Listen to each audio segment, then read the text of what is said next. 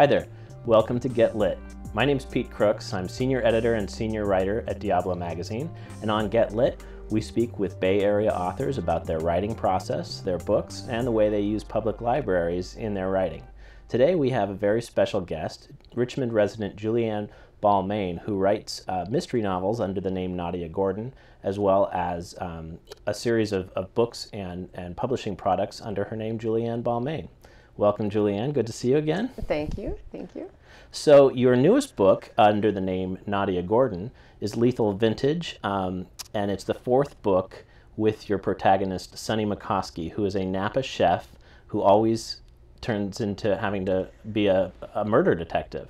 You know, it happens more than you would think, you know. St. Helena is a more dangerous place than you might imagine, first off, you know. And Sunny and Lethal Vintage was nominated for the 2010 Mary Higgins Clark Award, which is an award that the Mystery Writers Association gives out each year. Mm-hmm. So congratulations on that. Thank you. And tell us about your invention, Sunny McCoskey. Where did Sunny come from? Oh, Sunny came directly from my love of food and wine and of the people who devote their lives to making great food and wine. This is something I've always been fascinated with. It's, I cook just like an ordinary human, but there are those who really take the culinary arts to the level of an art form, and these people are really fascinating to me. They have, generally speaking, it's hard to generalize, I suppose, that widely, but they tend to have a really formidable force of life in them. They're very passionate, very strong characters. And when I was looking for somebody who was not in law enforcement, who might have the inner capacity to solve a crime, a dangerous crime, like a murder, for example, mm-hmm. I thought, a chef could do that. So that's where Sunny came from. And is there a specific chef that has inspired that character? There's a specific friend who is particularly fascinating to watch in the kitchen and just in life. But there are a number of chefs I've been familiar with and who are friends and who I've watched work and grow and learn their art, and they have certain common characteristics that Sunny possesses. One of them is this incredible capacity for work and for attention. These people who will be at the restaurant at 5 a.m. and you come back at midnight and they're still there and they're back the next day at 5 a.m. and they're sharp and disciplined and they're doing their thing. Sunny is like that, or the passion and also the almost sixth sense, Sunny has a nose that is just incredible, and a lot of the people I know who cook really well have that. It's almost beyond olfactory. It's kind of a sixth sense, and she has that. One thing I love about the series is the sort of food porn escape into Napa Sonoma's culinary backstage. At Diablo magazine, we also published the Napa Sonoma Visitor's Guide to Wine Country. Mm-hmm. So I get to go report on that a lot. Very lucky. But as far as a page turner, it's not to be corny, but it's a delicious setting for that escapist fiction. So well, that's what Wine Country is all about. It's the books are sort of about actually that juxtaposition of what visitors get out of Wine Country, which is this food porn kind of experience, and what happens if you're one of the people who makes that happen, if you live there and this is your life. And it's a slightly different experience, not entirely different, because they're there because they love it, and this is how they get their big thrill, and this is the juice of the life, right? Is doing these amazing dinners, and yet it's sort of if you're in it day to day, it's a lot of hard work, it's a lot of hassle. Every once in a while somebody drops dead, you have to figure out what the heck's going on, find out who did it. It's different. And there's also that juxtaposition in, in St. Helena, Napa, Sonoma, all those areas of, the kind of dirty hard work that happens, the farming and the winemaking and, being in the kitchen is hard work. It's hot, it's dirty, it's greasy. Juxtaposed with this, the beauty, the golden light, the incredible flavors, it's really beautiful if you pass through or linger for a meal, but if you're there to push up your sleeves and really dig in, it's this different, gritty, sort of fascinating place. So that's what the books are really into. Yeah, the books have that nice texture of giving you the behind-the-scenes work at the restaurant and Sunny's, wild salmon order, Right. You being on time, and then investigating these murders. Now, on the procedural side of things, I'm fascinated. As a writer, how do you come up with a character who sort of deserves to die? Like, how do you pick that character? Or even should you? I mean, that's always a big dilemma as a writer. I think it's a hard thing to kill a character. These characters come to life, and you feel responsible for them to a certain extent. Part of me always wants to reform the person who's both the murderer and the victim.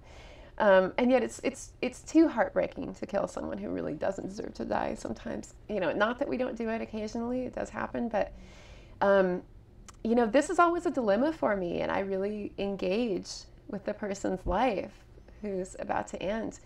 I think it's book 2, Death by the Glass. The victim is somebody who I really, really liked, and I actually wrote a great deal about him that didn't go into the book. I sort of wrote his life beforehand, and knowing while I did it, there's no real reason that all this material needs to be in the book. It probably won't be in the book. But it sort of just happened, and I felt he was sort of a scoundrel, so you couldn't weep too much over his demise. But I did, I really liked him, and luckily he was kind of getting on in years a little bit. He wasn't really old, but at least he had a good life and an interesting life.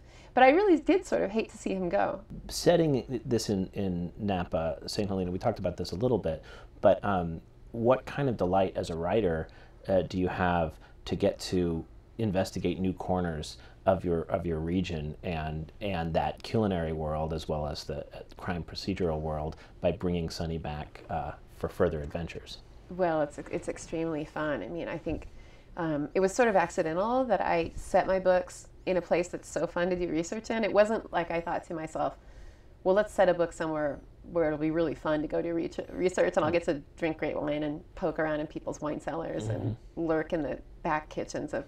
It just sort of, that was what interested me, and so it could be a lot worse. I could have set my book, I don't know, in some animal research lab somewhere, But I thought where you were initially going was this ability to comment on current events, which I sort of have the issue going with the quartet so far. There are 4 books. A little bit like Sue Grafton had this problem where her books progressed more slowly than the world does. As a writer, it's sort of hard to keep up it depends on how much space you want to put between books and how long a book takes in that world.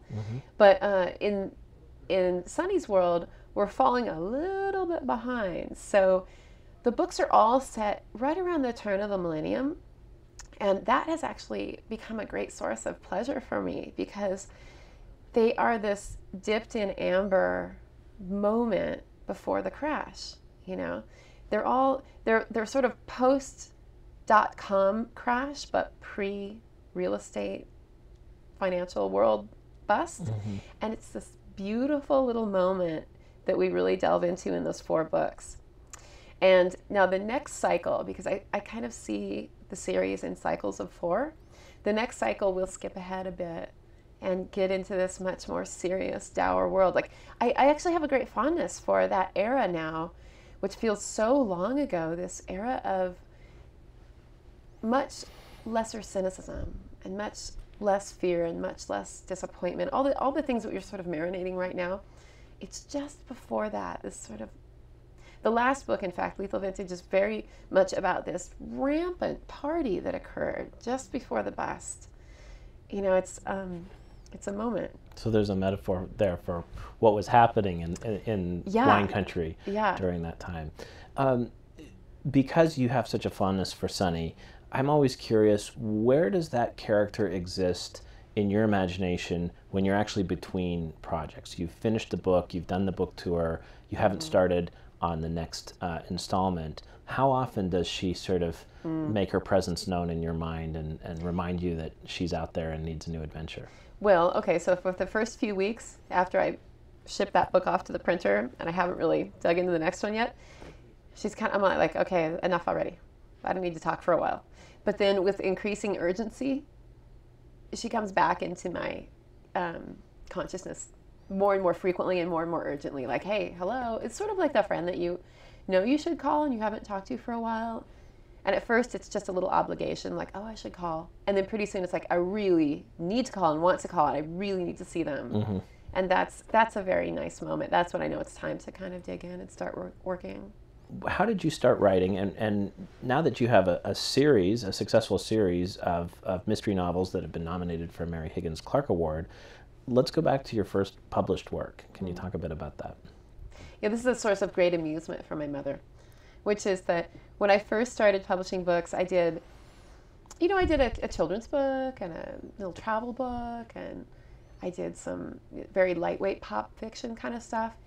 And then the first big book I did was The Office Kama Sutra with my real name on it. And my mother, so when I later wrote fiction under a pseudonym, she said, well, this really ought to have been the reverse, ideally. But The Office Kama Sutra was a book of comedy that was born mostly because I was reading the Kama Sutra, which is an incredibly beautiful book for anybody who hasn't read it. Especially the back part of the book that isn't really it's not erotic, it's more about relationships, and it's really fascinating. Several thousands of years old Indian text that is entirely relevant to right now. Things don't change very much in that department. Mm-hmm. Anyway, I was gabbing with my editor about what an amazing book it was, and how there was a list. It really was triggered by this list in the back of the Kama Sutra about how to drive away a love. And it was this sort of heartbreaking list. One of the items was speak fondly of traits of another person that your lover does not possess. And I thought, how interesting. That's something people do by accident, or maybe it's not an accident. There's a really great nuance. Anyway, I was talking about the Kama Sutra, and I said, the only thing that's not relevant to the modern day is so many people meet the person they fall in love with, or otherwise, at work. We try not to ever have relationships at work, and yet that's where many people spend most of their day, and that's where it happens. That's where you meet people. And I said, there's nothing in the Kama Sutra about that, because that was not part of it.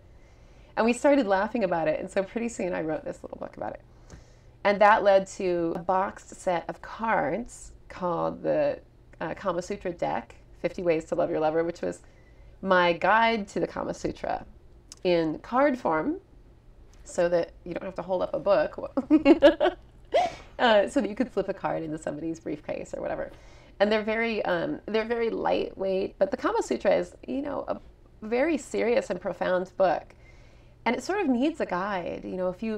So many people will go buy a copy of the Kama Sutra thinking that it's going to help them in their romantic life, and they walk home with an 800-page tome that's completely opaque and dull in many parts and repetitive, and you kind of just want to cut to the good bits. Interesting, though, that you're a freelance writer at home in your home office and not in an office environment. Had you ever had that desk job? Did you do any temp work? I've had plenty of desk jobs, and I worked in the corporate world for a number of years, and so I know that happens. And it's when you have a corporate job, that's your world. Mm-hmm. It's your social world. It's where you are almost every day. So yeah. When you had that first success with the Office Kama Sutra, what was your sort of self-satisfaction? What kind of feeling of completion or achievement did you get from seeing your name on a new book that was selling copies and sparking a reaction? Okay, well, this is an interesting period to reflect on, because I wrote it and we had a hugely fun time with it. It was illustrated by a woman named Thorina Rose, who lives in San Francisco. The illustrations are a scream. They're hilarious. And it was just really fun, and everybody who read it loved it. And it was just a great deal of fun. And it had a pub date of September 14th, 2001. Wow. So we all know what happened on September 11th. So I had this huge tour scheduled, like dozens and dozens of interviews and travel. And it was a big push. And we canceled a lot of the tour, thank goodness. But what often happened was I ended up doing a lot of the tour. and the context, the state of mind that we were in at that moment. This was not a funny moment. Right. So we ended up talking about, instead of talking and giggling and snickering about office romances, we ended up talking about the very serious idea of, you know, being in the world today and what it means. It was the timing of that book it completely changed everything. I mean, you know, I think everybody's life was changed by 9/11, but in a really, you know, in my own little teeny little part of the world, it was like something swiveled, and it just was a completely. And as a writer, I think I was certainly not alone feeling that what you're doing is, if you weren't writing about that topic in a pretty serious way, then you were wasting your time. And I think a lot of writers put their pen down for a moment and had to think about, like, what am I doing? What really matters? It's, yeah. So the first Sunny book was, what was the title of the first Sunny book? Sharpshooter? Sharpshooter. And why did you decide to not write under your given name, and where did the name Nadia Gordon come from? Well, you know, there were so many reasons for using a pseudonym, and it was a topic of a lot of discussion with my editor. So we sat and talked about this. The reasons were that I had published a number of books under my own name that were very, very different than mystery novels. And we worried that it would be hard for people to make that leap in their minds. They're also, originally, when we first started talking about the series, thought, okay, this is at the very beginning. We rapidly moved away from this, but this is how the whole concept of a pen name got in the door in the first place. We first thought, wouldn't it be great to do a series that was light in nature, that was really fun, and that we could publish pretty frequently? And since I write somewhat slowly, we thought, well, okay, we'll have two writers and we'll work together and we'll be able to publish the books much more frequently. And it'll be really fun. It'll be sort of Nancy Drew, because, you know, Nancy Drew was written by a collective of people. And it wasn't long before we got into the project and I realized, like, that's crazy. This is mine. It's entirely mine. It's an enormous amount of work. It's blood, sweat, and tears. There's no way I'm going to share this. But at that point, we had already kind of got used to the idea of having it be by Nadia Gordon. I was a struggling gymnast as a child. I had a great desire to be a gymnast and zero aptitude. And right around that time, Nadia Comaneci was in the Olympics. And so I always wanted to be Nadia. So when somebody said, well, who do you want to be? I thought, oh, I'll be Nadia for sure. Okay. And I've seen you speak at various library events. And here we are at the new Walnut Creek Public Library. Beautiful library. Can you talk a bit about the importance of libraries in your life as a reader, and then eventually as a writer? How do you use libraries today, you know, in researching or you know, use the resources for your profession? You know, it's mostly I certainly use libraries for research. And in book 2 or book 1 in Sharpshooter, I think Sunny goes to a local library to do some research. So it's something that I do that's really important to me, that I love. But the biggest thing I get out of the library is something sort of less tangible and less, it's tangible, but it's not predictable. I think books have a capacity to call out to you. And I've had many debates with people about whether or not this can happen online, because of course you can wander among the stacks online in theory, but it's not the same thing as wandering through the stacks of a real library and having the books physically present and just sort of around you en masse. I think for some reason, particularly as a writer, that is enormously comforting to me, as well as completely inspiring. The thing about a library is it has, you know, it's not just today's books. You know, it's all the great books of recent history as well, and that mixture and that tangibleness. You can't get it online, and you can't get it at a bookstore. It's really important.